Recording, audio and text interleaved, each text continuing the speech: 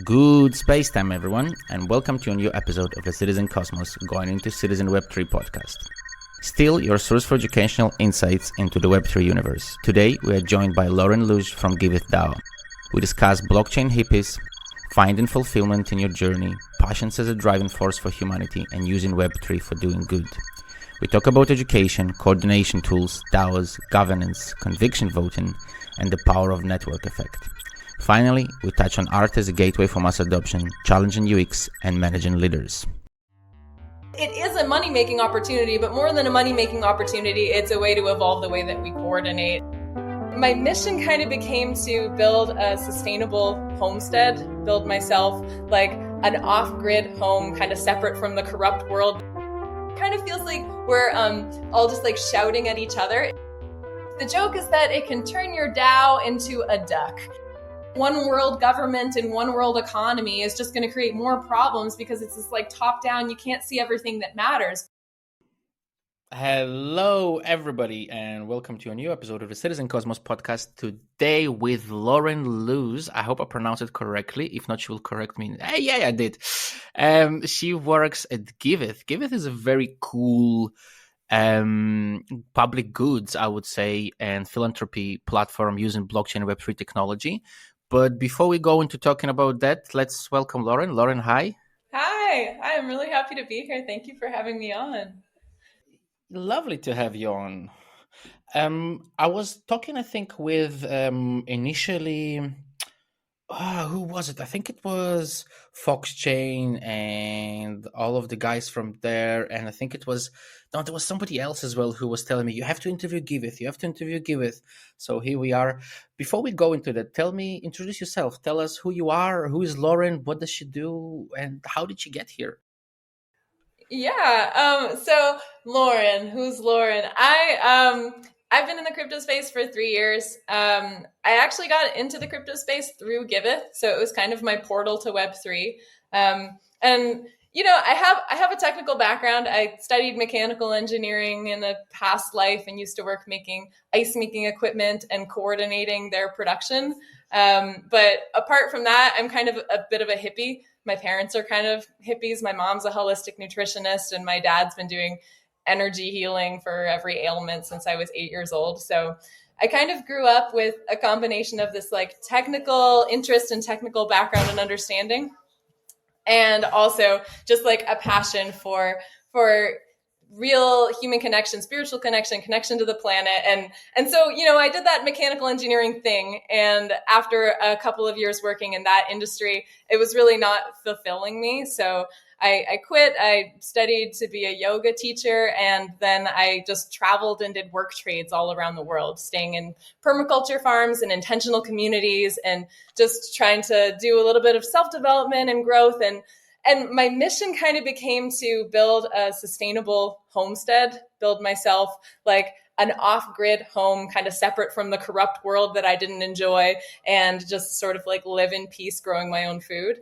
And while I was doing that, learning about all those different things, I met Danny Bell, who's a great friend of mine. And she was also my intro into the Web3 space. She actually onboarded me into Web3 by teaching me how to donate in a Gitcoin grant round. Like, she was like, here, this is like this donation platform thing. And so I started learning about that, and through her as well, started joining Giveth calls.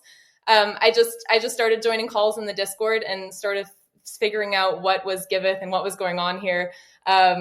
Learning a little bit about these kind of like people who were very, very smart, and they understood all this crazy crypto stuff, but they were really focused on making the world a better place. And so that kind of really resonated with me. And at the time I was just living in Costa Rica, kind of doing nothing, and sort of like wanting to grow a little bit more and kind of nourish that tech side of myself a little bit more. So then I dove into Giveth and the Common Stack. My first project in the Web3 space was actually building the Common Simulator. It was a little web comic video game thing where you got to design your own commons and like sort of choose how many people you wanted to start the commons with and what would be your voting protocols. And so I helped build that web comic and just writing like tooltips and copy. And from there, just ended up like getting deeper and deeper down the rabbit hole. at the time, Giveth didn't have a comms team, so I sort of like became a major part of the comms team. I started writing documentation, figuring out how things worked, started testing the application, and then over the past few years, I've become like a big leader at Giveth. I lead product. I lead our Give economy products, things like the Give Farms or Give Power, and just kind of do a lot in the Giveth ecosystem, as well as I've been running our Twitter for 3 years, although I'm trying to stop doing that now. But yeah, so I kind of came into the Web3 space in a totally non-traditional or non-direct way, and just really fell in love with the space and the Web3 for good space, where it seems like there's a bunch of people who are just trying to make the world a better place, and they're trying to do it with all kinds of amazing coordination tools and technology that we're building here in Web3. So you just literally described me in the last 5 minutes. I really like that. Thank you. Now you can describe yourself. Now this was amazing because you literally described half of my life. You literally described like my way to Web3 and all of my interests. This is amazing. We would have made very good friends in real life. That's just to say that, because I'm also all about like spiritualism, holistic stuff, and hippie stuff, and traveling the world, and da-da-da-da-da. But yeah, but it's cool, man. It's cool to know that there are so many like-minded people in crypto, because, I mean, I say that quite often, but it's not often that it's completely honest, let's so to speak, because from what you say, it sounds like you were like, oh, but I had no experience and da-da-da. But that is the cool thing. I noticed that most of the people who come into crypto and actually do important things that actually mean something.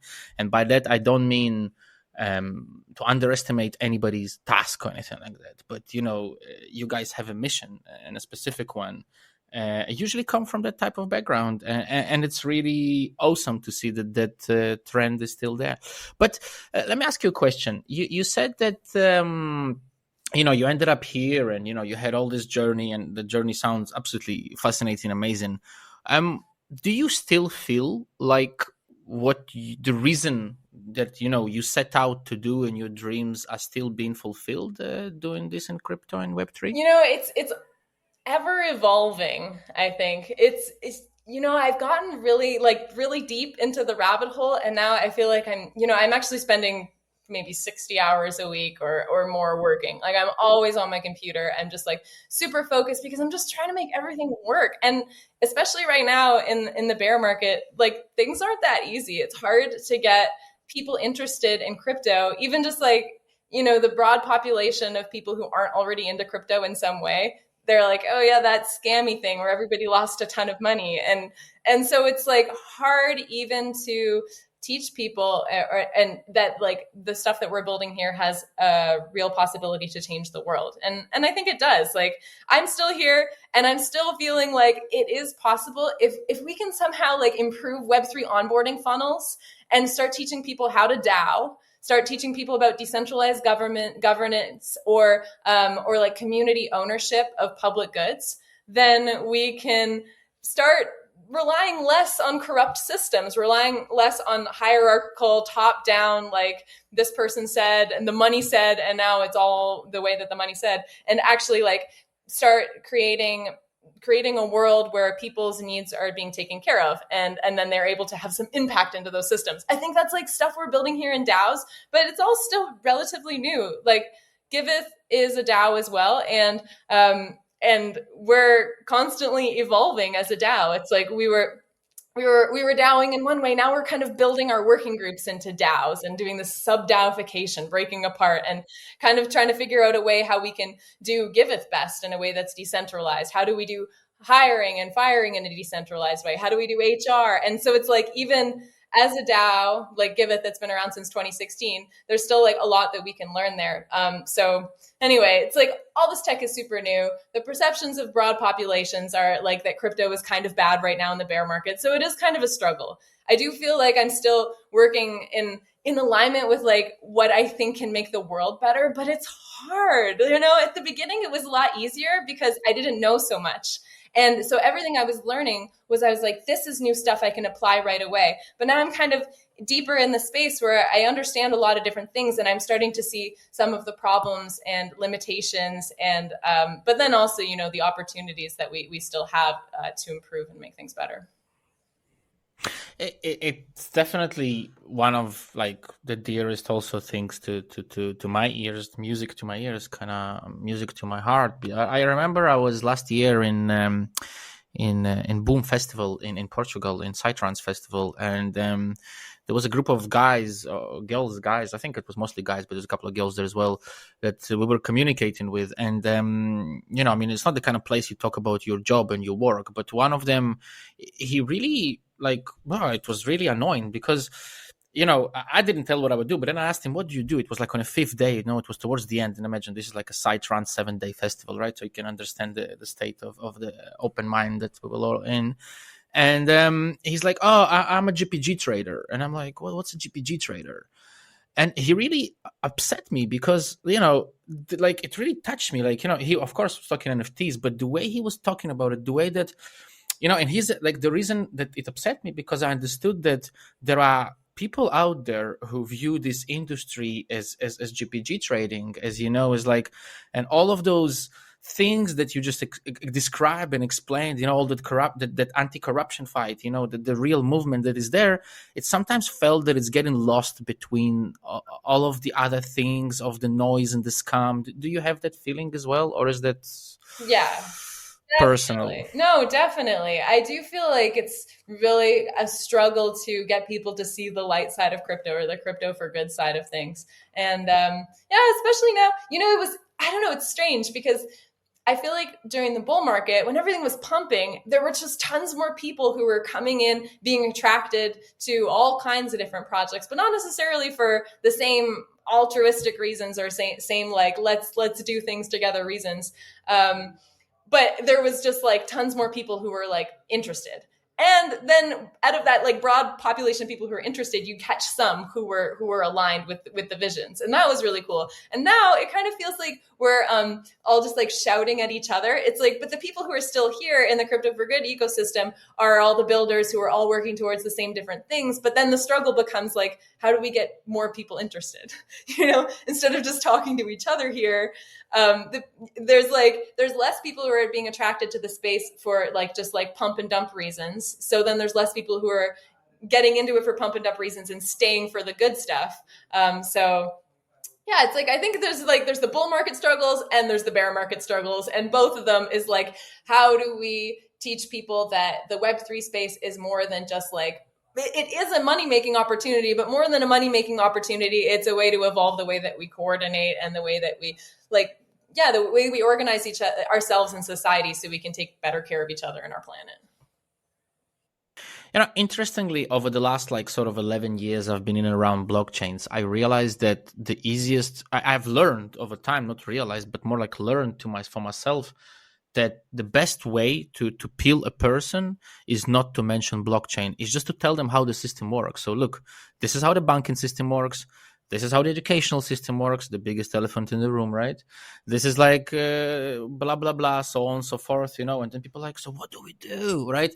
And it's like, okay, now we're talking, right? But it's your job description, at least on Twitter, your own words say blockchain hippie. What on earth is a blockchain hippie? For me and for my listeners, I can already gather that, but I want to hear it in your own words. What's a blockchain hippie? Yeah, I think it's something that feels like it resonates with me because it's sort of making fun of myself at the same time. Like I'm just a hippie. I just want to sit around a fire and play my guitar and have a nice time, like growing my food and doing my yoga practice in the morning. And I actually think that a lot of people want those things. It's kind of like this hippie lifestyle where you live in paradise and you connect yourself to nature and you have strong relationships that are empowering for yourselves and each other. It's like that's who I am, and that's who I am in my personal life and what drives me.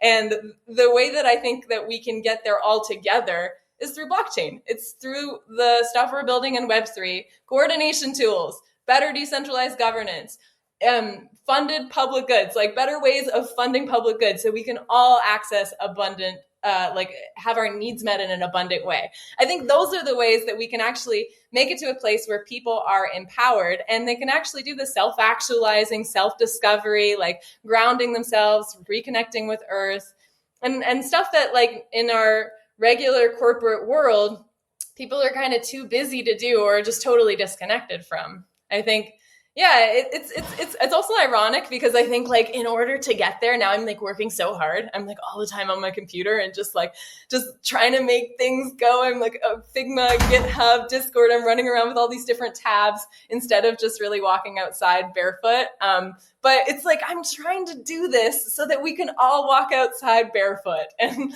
that's really what it means. Blockchain hippie. I remember this reminds me of the song.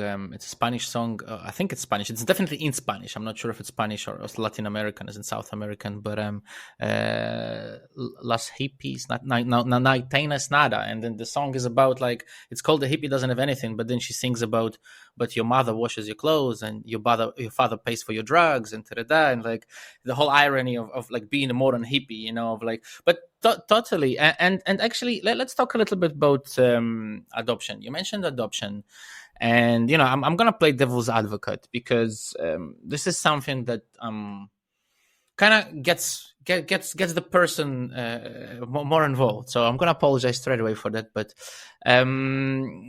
adoption and DAOs, and I remember one case recent, and I want to know what you think about it because you guys do a lot of public work and philanthropy, and this is related a bit. You remember the Constitution case where they had a DAO that bought out one of the original 4 or 5 copies of the US Constitution. This was like 2 or 3 years ago.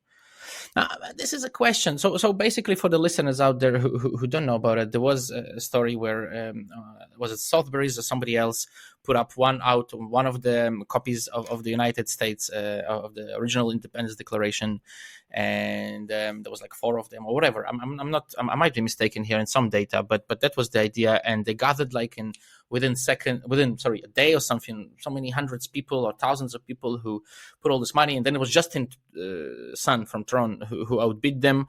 But here is my question. You know, I was looking at all that and I was looking, what I mean, it seemed like a bit of a circus. It's like, why would we use what is it going to solve? And this is a question like to you, when you guys do public work, what it feels sometimes that because of the rewards around it, because of the money around blockchains, because of all the financial thing around blockchain, it seems that when we try to use that for adoption, the good side, it seems that it kind of seems silly from this side.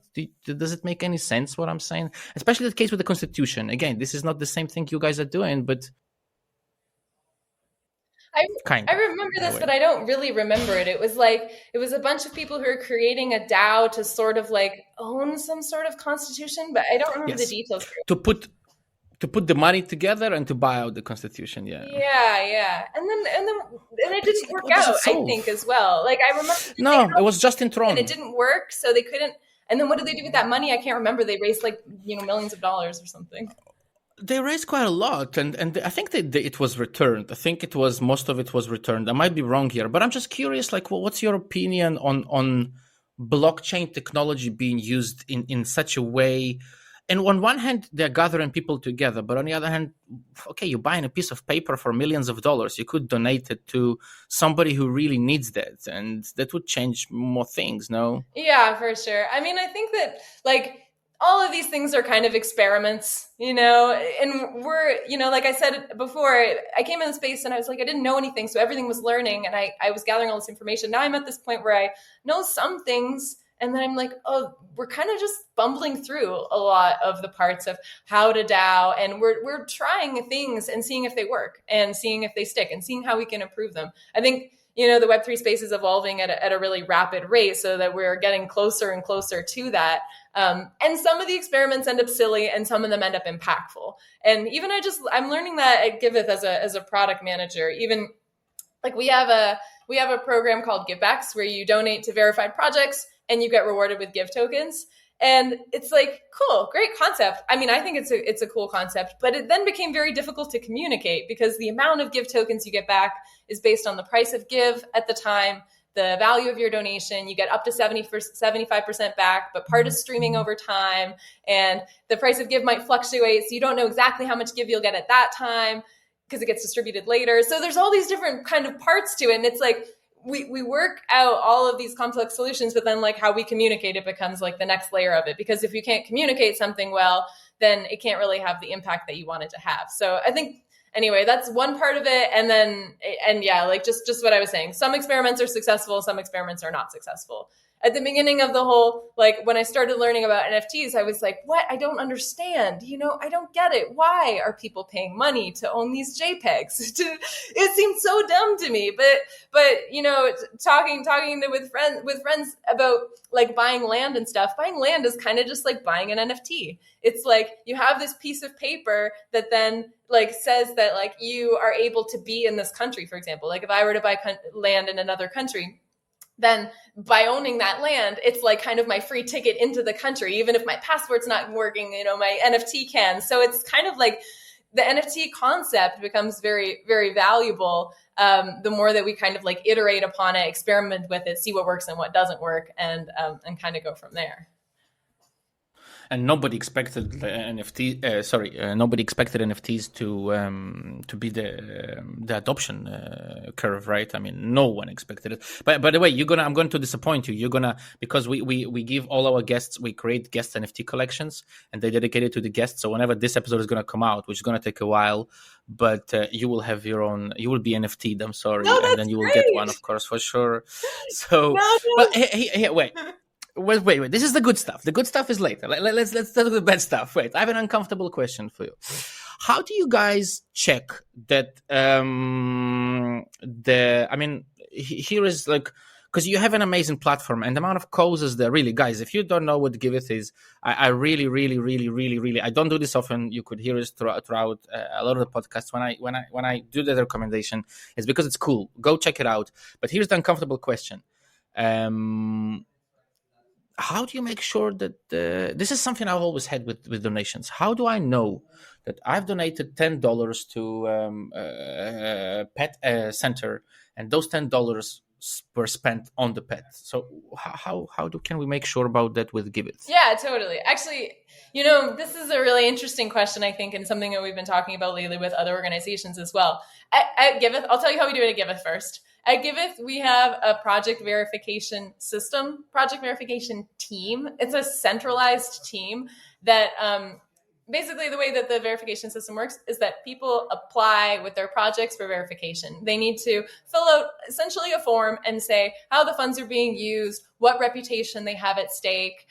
They need to, tweet from their official social media account saying, I'm the owner of this Giveth project, and whatever else, like link all their different social media so that we can see that they have showed some photos of actually creating impact. And then they only become verified. They get this verified badge and part of all the many things on Giveth, like the givebacks program I described, if they're approved. Like if they can show that to our team that they are providing public goods and they're providing value to their community, non-excludable value to their community. So it works.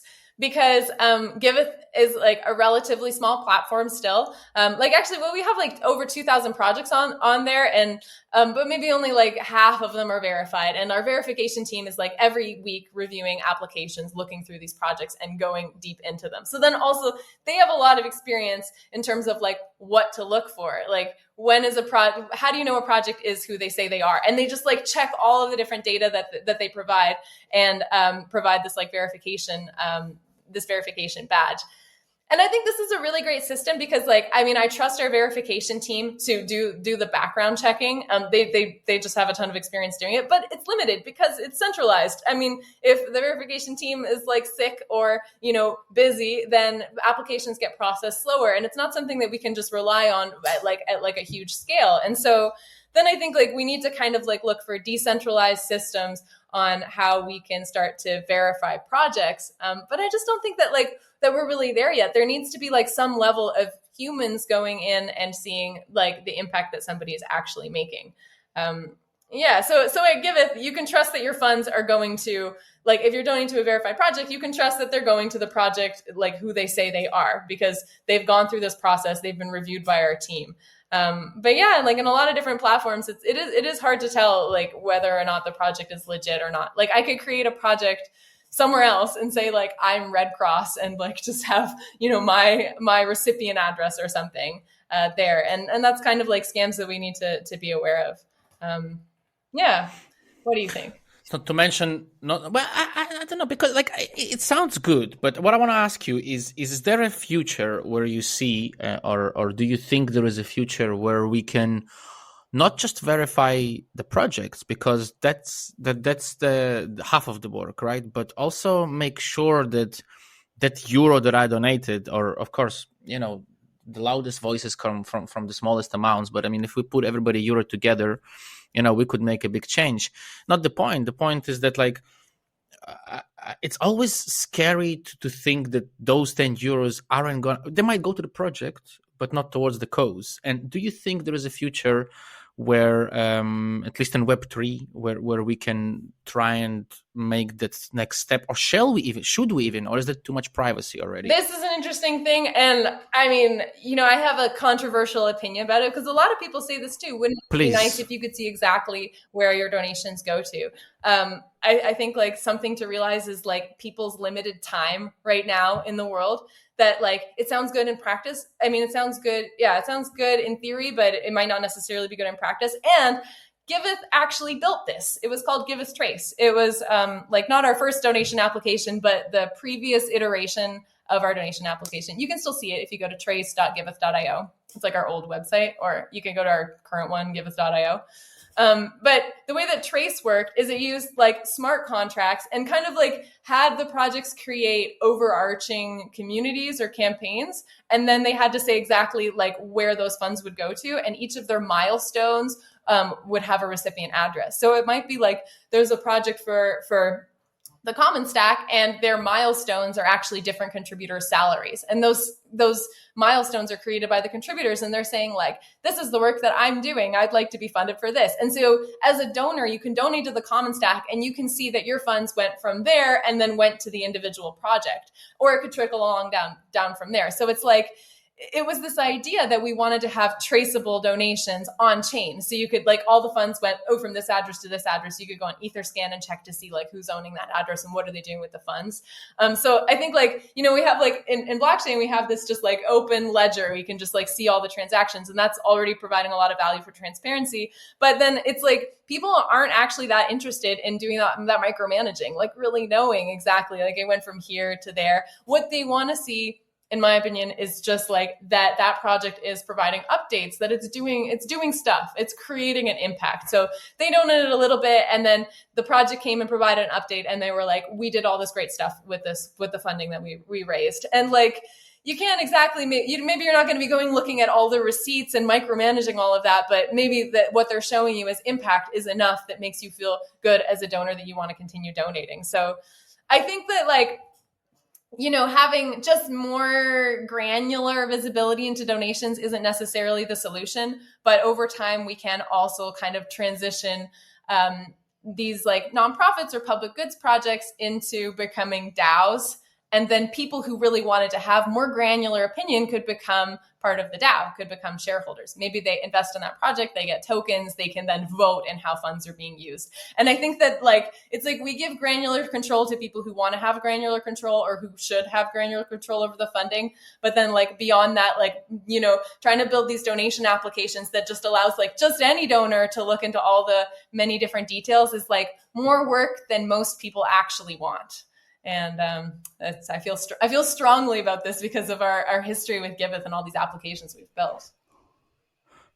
I definitely support to a big extent your opinion, because, well, for one, it's interfering with privacy a lot as well, which is, in my opinion, a right that it's not even a possibility. It's a right that we should just have, and that's the end of it. I don't think there should be any. Of course, we can discuss it, but like a personal kind of reflection. So I understand totally what you say.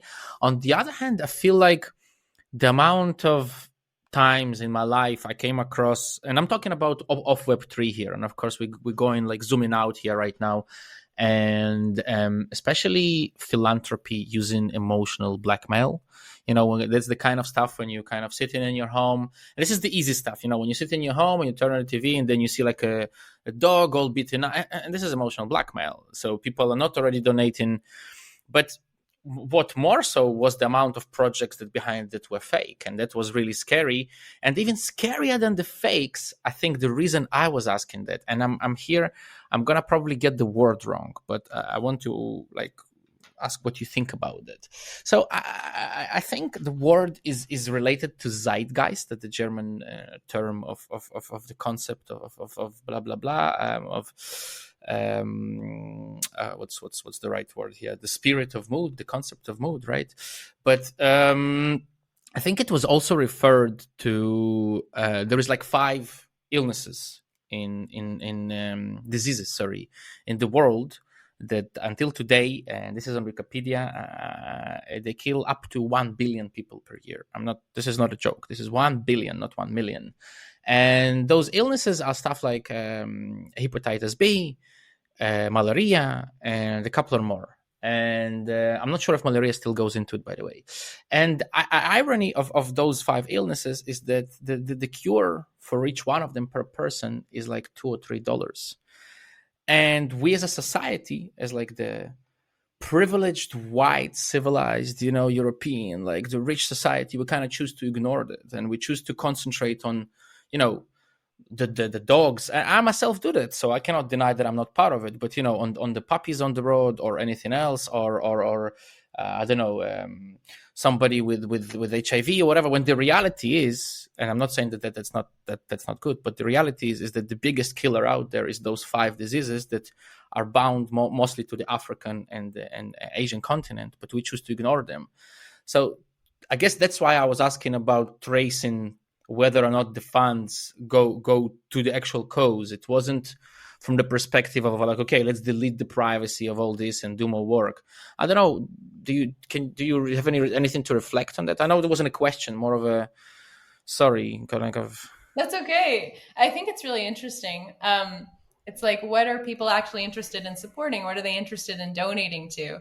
And I mean, I think if somehow we could create ways of empowering the people who are subjected to these illnesses, the people who are dying of these illnesses, they care, and it's if somehow we can empower them to also then be part of the decision-making process around how funds are distributed, and what they go into, then we would be able to have better solutions for them. So, but I think if we're trying to think if I was supreme leader of the entire world, it would be really hard for me to decide which causes are most important and rank them all, because there's too much to pay attention to. So what we actually need to have, in my opinion, and in Giveth's opinion, is microeconomies, smaller groups that are organizing around specific causes. And then it's those people's needs are the ones that are kind of driving the funding and that are kind of fueling these economic engines. Right now we just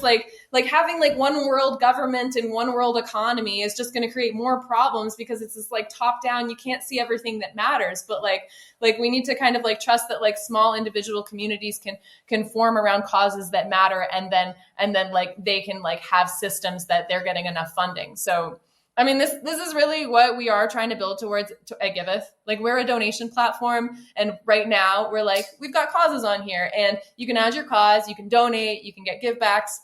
But where we want to move towards is empowering causes to become DAOs, so that they can have balanced stakeholders, that they can have regenerative funding, and that they can have systems where they're able to meet the demands of their communities in ways that are better. So I think if somehow we could have representation of we could have a DAO around malaria, the malaria in Africa DAO, and then they could have stakeholders that are representing the communities of people who maybe aren't Web3 savvy or whatever, who can then vote, because they're they're representing a huge population of people. They can vote to distribute funds to allocate, to medicine for those people. I think it's the way our society is built right now is totally broken. And that's the reason that we're wow, this thing that really matters isn't being taken care of. It's because the incentives aren't aligned, because our coordination systems are really poor. They don't implement feedback of the people's needs. And so what we need is to kind of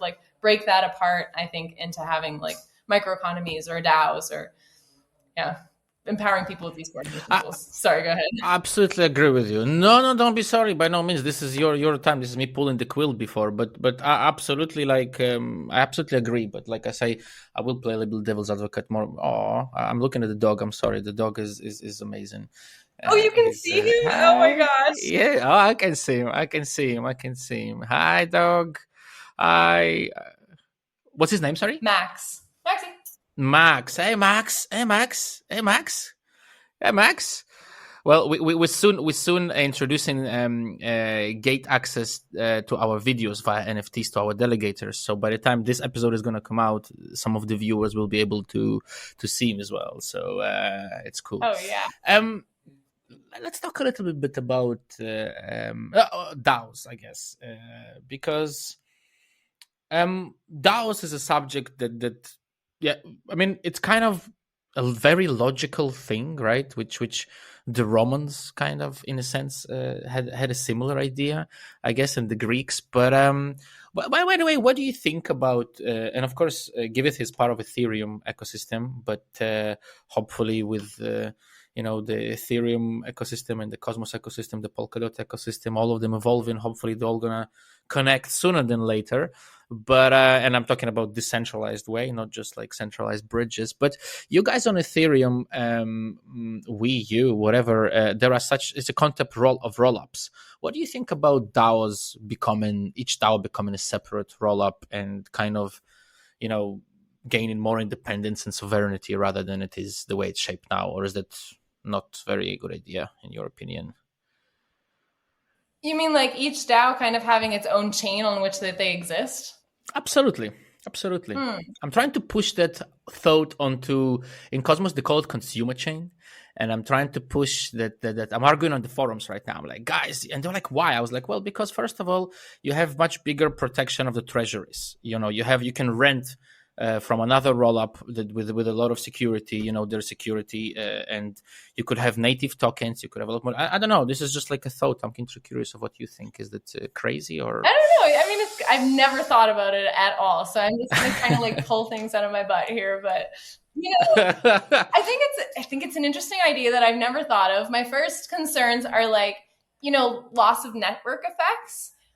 Right now, like Giveth is talking with other public goods organizations like Optimism and Gitcoin about creating like a public goods network.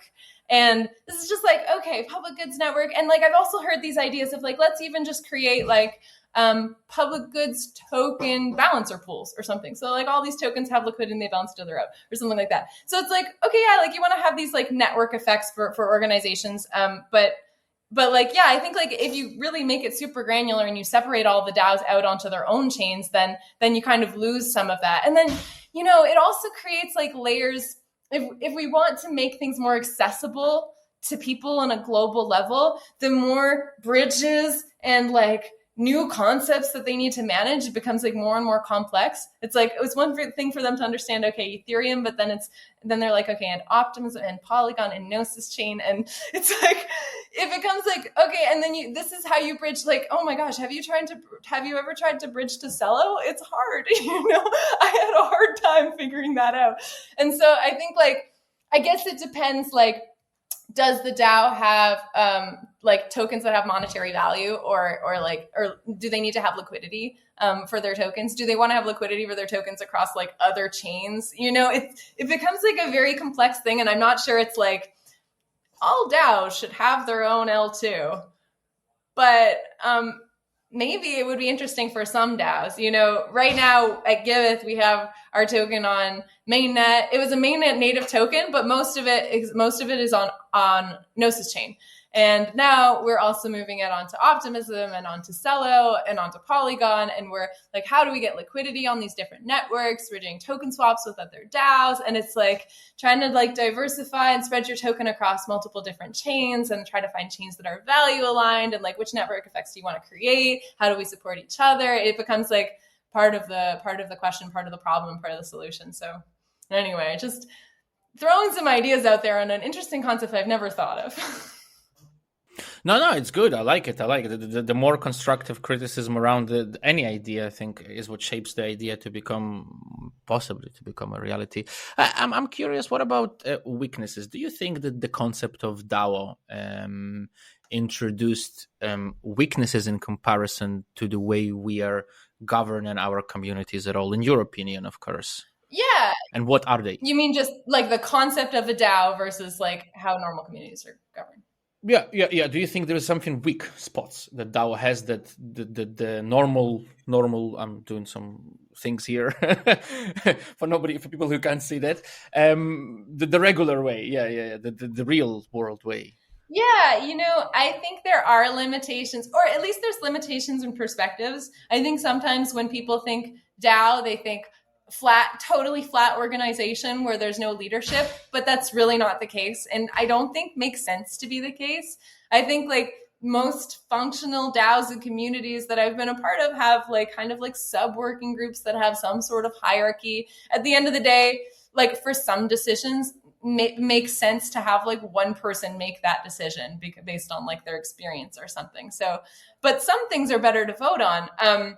Some like weak points that like we've had, some things we're working on at Giveth, I think is really interesting, is like how do we do like contributor management in a decentralized way, like having people come in and join the DAO, and how do people exit the DAO in a way that's kind of like fair and decentralized.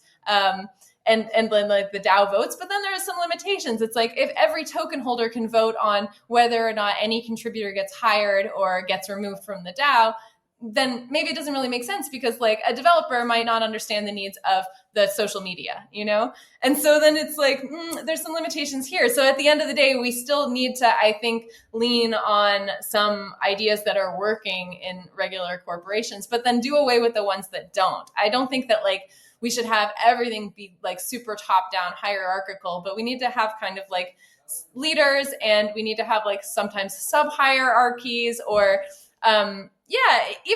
and I think there are all kinds of different ways to DAO, and we're still trying to understand how to best use the tools that are available. Like we can even do interesting things within DAOs, like to create kind of hierarchies, or like some people have more power, but not necessarily just because they have more money, but maybe because they gain voting power because they're in the organization for a period of time. They get like some reputation tokens in combination with some like transferable tokens. And so there's some kind of like balancing of power distribution and like where it should go to.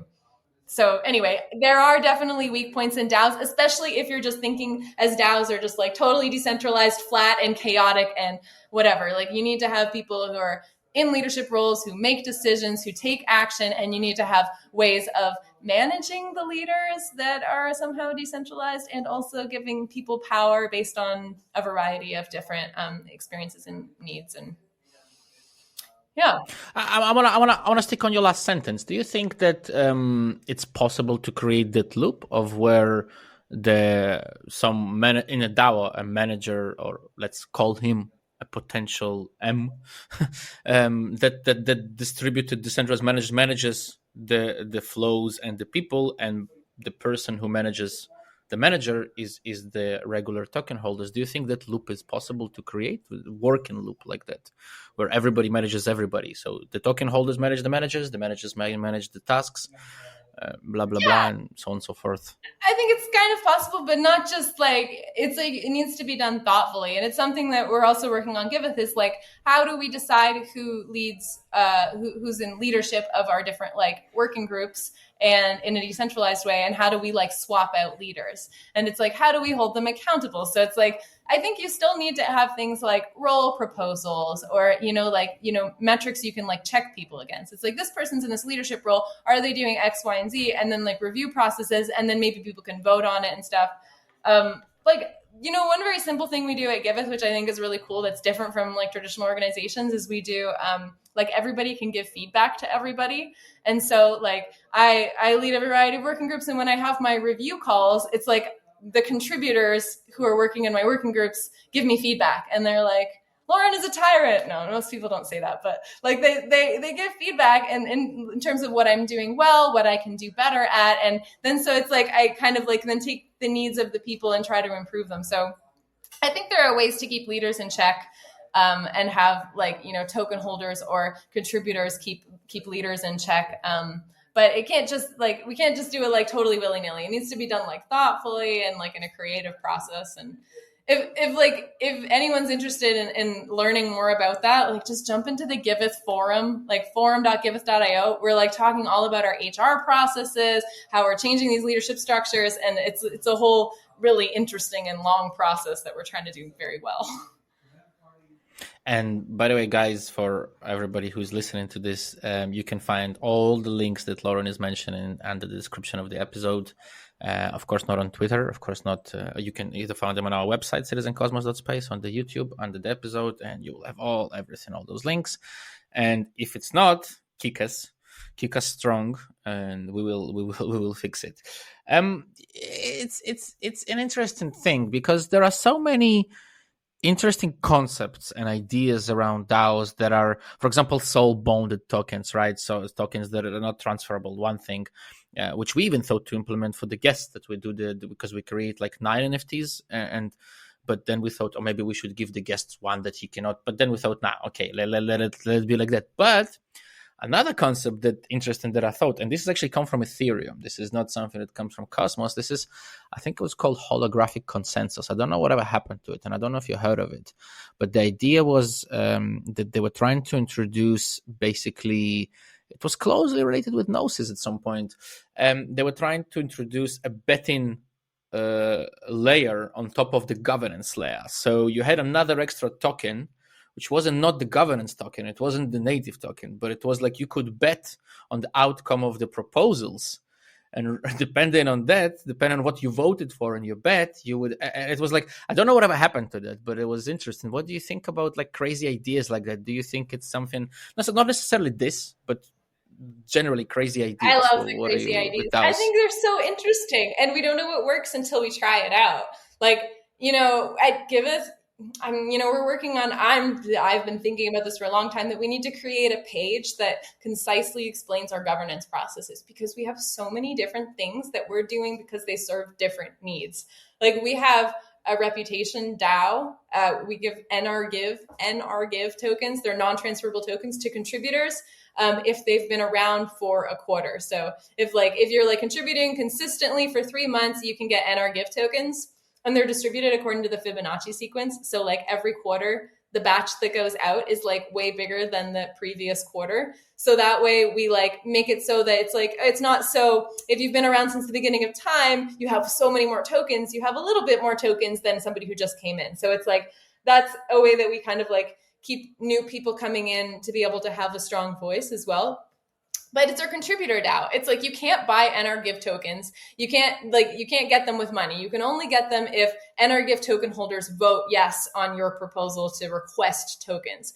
And then we vote in the NR DAO on things like on when givebacks should go out, when we send rewards to the people who donate. We also vote on like contributors' role proposals and like more internal DAO things. And it's like one layer. But then we also have the Give token that you can buy on the open market. You can buy it on CowSwap. And then you can use the Give token to vote in Snapshot. You can use the Give token to vote on our roadmap and which products we should launch next. And so it's like we give tokens, we give power to Give token holders over some decisions, and then to NR token holders over other decisions. And so it's like, that's just one way that we're doing it. But I think it's also very interesting to kind of stack these things, like use soulbound tokens in combination with like a transferable token. And then like that, those two things can create like a cumulative reputation. That means you have like more voting power and whatever. And then we can also experiment with like wacky and interesting ways of voting, like conviction voting, which was like something that was developed by the Common Stack, that like you can, vote on multiple proposals at once. And the longer you leave your tokens on a proposal, the more voting power that they gain over time. And so it's like, suddenly your voting power is a combination of time or like conviction on a proposal and the number of tokens you have. And it's like, let's try the wacky concepts. This is how we're going to get better at DAOing and how we're going to learn more. Oh, you're on mute. I think, thank you for saying that. No, I wasn't talking. I was agreeing with you, like saying absolutely, not to interrupt you. But I think I'm just supporting what you say, because I think it's absolutely what's needed. And again, it's like you said though, right? I mean, I think it all kind of goes back as well to the. It might sound complicated, but like you said, if we all as a society were doing it from communities outwards and not the other way around, then the people who are interested in that specific DAO, in the medicine of malaria or whatever DAO, they would spend their time to understand the internal process rather than trying to understand how the whole world works. So thank you thank you to Giveth, I think, for trying those things out, because it's important to, I think, a little bit sometimes, I'm going to be honest with you, blockchain lacks balls. And, in the words of Scarface, those are the most important, one of the most important things in the world. But, well, Al Pacino, not Scarface, I guess. But seriously, and I think it takes some balls to experiment, to say, hey, guys, let's go into the Centralite and collect flowers, have a hippie gathering, and then whoever comes and collects those flowers gets whatever. It's crazy, but it works. I mean, it's interesting that people really connected it. And yeah. So looking forward to more and more of those experiments. I know, guys, you had a hackathon recently, and it was something with AI as well, right? I'm curious, what was your your personal, at least, most interesting project that came out of there? Oh man, there were so many interesting projects in that hackathon. And just like to give a little bit of context to the hackathon, it was like, everybody's going crazy about AI. And Griff Green, who's a founder of Giveth, it was his idea. He's like, let's get everyone in the Giveth galaxy, like all the orgs who are associated with Giveth, Comstack, DAppNode, EVM, CRISPR, Blossom Labs. Let's get everybody using AI and see what they can come up with. And so everyone was encouraged to take a day off of regular work, basically, to just spend that whole day trying to figure out AI and interesting things that they could do and create. And this is already it's crazy how fast the AI space develops, because this is already this was before ChatGPT could browse the internet. So it was people were just starting out with these things, but it was really cool, the stuff that people are coming up with. One thing that's coming out of the hackathon, and something I think is really cool, is we're developing a Giveth bot, basically, to add to our Discord server that kind of checks in our docs and pulls answers and pieces them together and can answer people's questions. So it's you could ask the bot how givebacks works, and then it explains it to you. And then you could ask the bot how, how I was explaining before, how givebacks, the amount you get is kind of complicated. You could ask the bot how much givebacks you're going to get for donating whatever. And the bot can access the internet and the calculator and the docs and can figure that out for you, which I think is very cool. I mean, this is somewhere we're going with it. So it's fucking awesome, right? To be honest. I'm a nerd when it comes to AI, so I'm really am. So you can these things, how we talked about NFTs and art before. It was the other day when I was looking at our illustrator and designer working with Midjourney, and she was putting prompts, and I was like, I didn't know that if NFTs was the adoption to, art was the adoption to NFTs, the adoption to coding will be AI. It's crazy. Art via AI, but people are learning. But those prompts are basically very, very, very basic coding. It's astonishing, really is. It's really amazing. One thing I'm trying to get more into, and skills I'm trying to build, is actually design skills. And I like graphic design and UI, UX design and stuff. So I've been using Midjourney and playing around, and my hackathon project was pretty simple, but I used Midjourney and the Giveth logo to create some interesting Roy Lichtenstein variations of the Giveth logo. But then I used Kyber, another AI video generating tool, to make animated videos that's the Giveth logo that was this cartoony thing turned into solar panels and the sun shining. And it was I don't know, I'm wow, this is so cool. And I think all the cool things that we can do with art and video creation and the way we can tell stories with AI, I think is super, super powerful. And I'm excited for AI June, which is coming up next month. It's our second iteration of this hackathon, and to see what people are going to come up now. Now all this stuff has been out for months. It's going to be really interesting. When is the second iteration, Lauren? June. It was AI April. June. Sorry, I didn't hear. Whole month. Yeah. Mm-hmm. We had the whole month of April before, and then, May was a normal working month. June is going to be another AI hackathon month where people can work on different projects. Guys, also look out. Again, links under the description, but look out. It's not very hard. Go to the Giveth website and you can follow it from there. I found it very easily. I'm sure you can as well. Lauren, a quick blitz. Well, quick. It doesn't have to be. It's not quick, actually. It's 3 questions, 3, 2, 1. Well, as in the first one needs 3 answers, then 2, then 1 answer. Feel free to answer slow. Feel free to answer not slow. So, give me 3 projects in or outside of crypto that arouse interest in you technologically, though, in terms of the technological things that they do. 3 projects in or outside of crypto, like Giveth projects or just projects I care about in the space. Oof. Up to you. Be artistic. Be artistic. You can go with Giveth projects because that would concentrate on Giveth and I think maybe encourage people to check them out. I hope. Yeah, totally. The first one that comes to mind is something I'm interested in. It's called Pairwise. And basically Pairwise is like a voting application that's being built by General Magic. It's like an organization in the Giveth Galaxy. It's also a project on Giveth, I'm pretty sure. But basically Pairwise gives you 2 options. It's like 2 options of something. Like say, I think it's going to be really useful for design use cases. So it's like you could see like this one picture of a sloth holding a golfing club or this picture of a sloth holding a golfing club. And you decide which of those 2 ones you like better. But then it's showing you a picture of the sloth and the golf club and like a parrot and a pipe. And it's like, which of those 2 pictures do you like better? And it's like, basically you compare between a pair of like things and just kind of like can make decisions pretty quickly that way. And then it aggregates all that data and says like what is the most popular thing, the second most popular thing based on everybody's results, comparing like 2 different options side by side. And they like do just like different variations of Wait. compared. That's called Tinder. No, I'm joking. I know, right? It's so funny. They're like also saying all the time, it's Tinder UX, but for DAO votes. And I'm like, oh, this is a very off-putting slogan. But anyway, it's so funny you brought that up.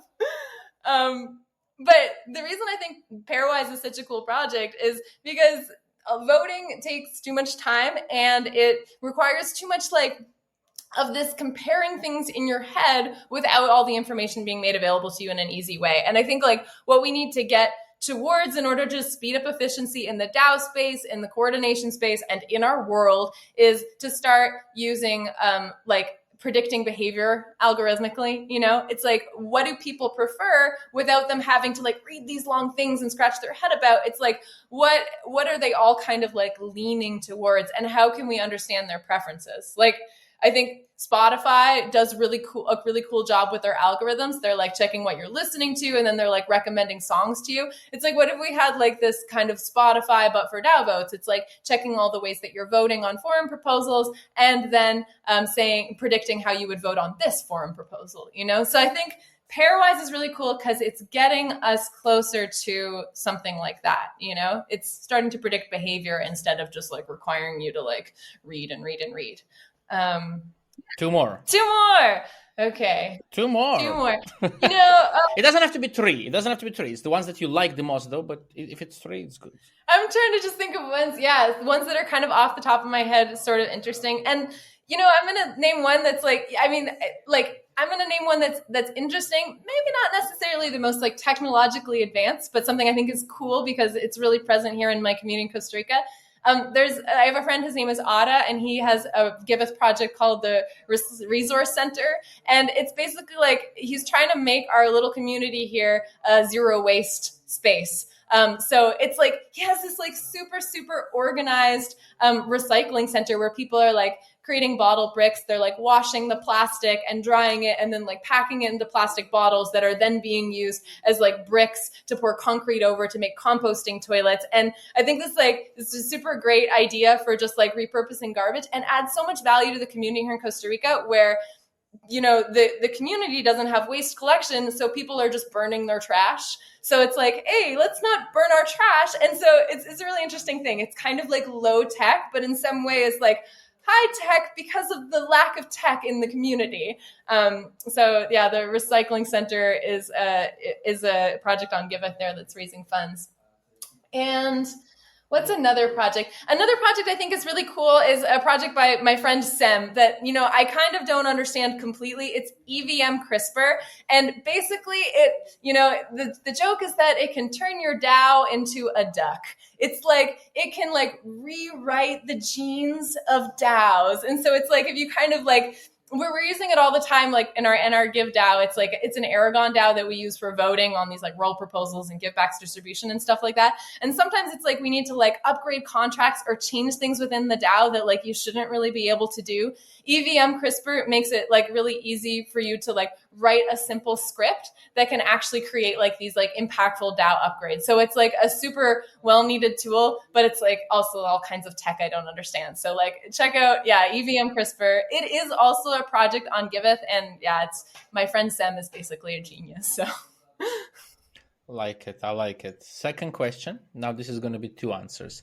Give me two motivational things that you do daily or that happen in your life that keep you motivated to, keep Lauren motivated to wake up every day, save the world, fight corruption, build Giveth and everything else. Yeah, this is a really easy one for me because I'm like an extremely dedicated yogi.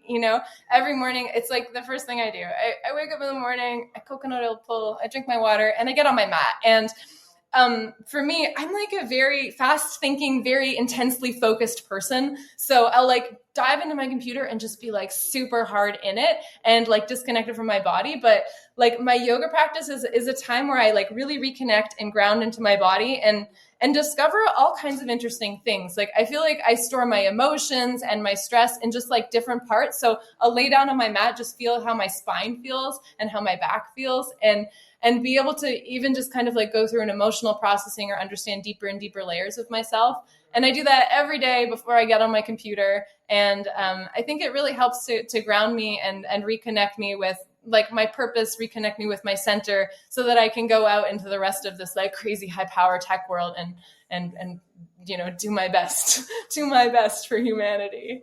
So I think that's one really. And second one. The second one, I think the second one for me is just like holistic diet lifestyle. Like I've become very, very sensitive and very sensitive over the years to alcohol, and I drink a lot of water, and I don't eat gluten or dairy, and I eat only fruit on its own. And I've just kind of come up with these nutritional hacks that I think just like make me feel really, really energized. And actually, if I can add one more like sneaky thing in there, microdosing psilocybin, it really, really helps as well. I actually find that, it helps me as well with this like processing I was talking about, like with what's going on in my body and my yoga practice. It's like, I think it just makes me a little bit more sensitive and tuned in and grounded to like a deeper connection with nature and with myself and like with the things I'm trying to achieve. So I think anything that kind of like pulls me. Sorry.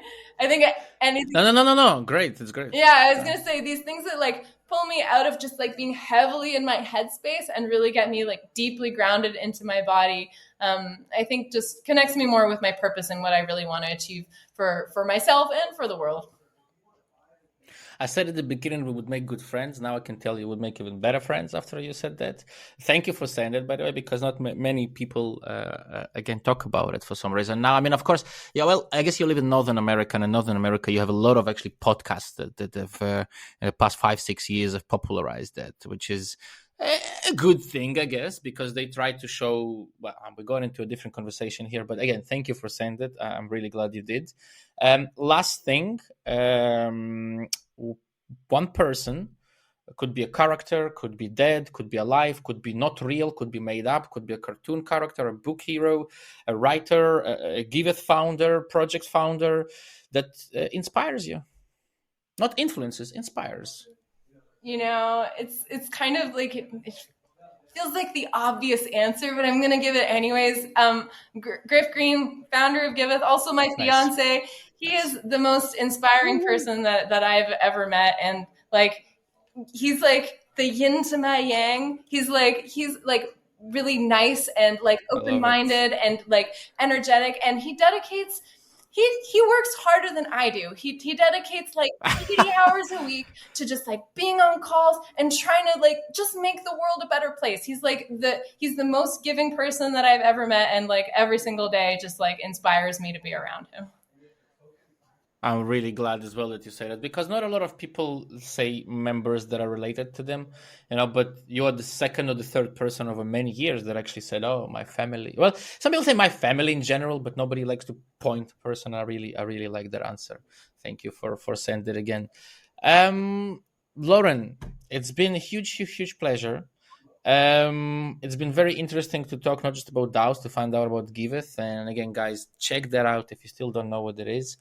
Especially if your projects are related to, in any way, to public goods, or you're interested yourself in public goods, check it out.